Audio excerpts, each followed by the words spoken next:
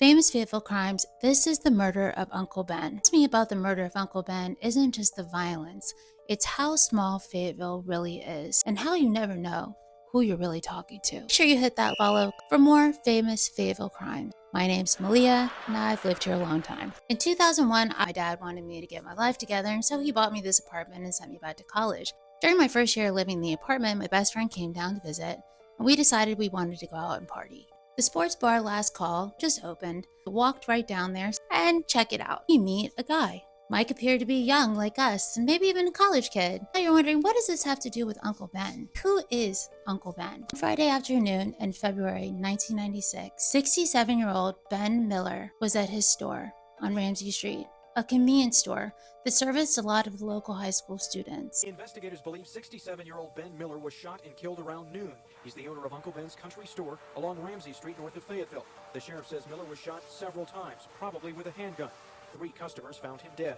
We just happened to walk in the store and find him that way. He was just laying there behind the counter in a pool of blood. 16-year-old Anthony Willis and 17-year-old Robert Griffin walked into Uncle Ben's store and shot him to death. Both were then students at Pine Forest High School.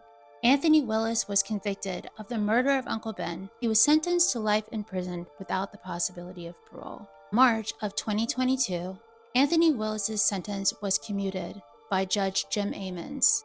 His son was on the dogwood board with me. Judge Amons commuted his sentence after he had served many years and demonstrated rehabilitation, education, and positive conduct. I didn't know anything about this story until the owner of Back in the Day Antiques regaled it to me one day. Look, this is Uncle Ben's store, and Uncle Ben's son still owns and runs Back in the Day Antiques. So what does this have to do with Mike that I talked to you about in the beginning? In all of the original stories that I could find, it was always there were 2 teens that were charged, and this is Mike. I can only assume that Mike turned snitch to get Willis convicted.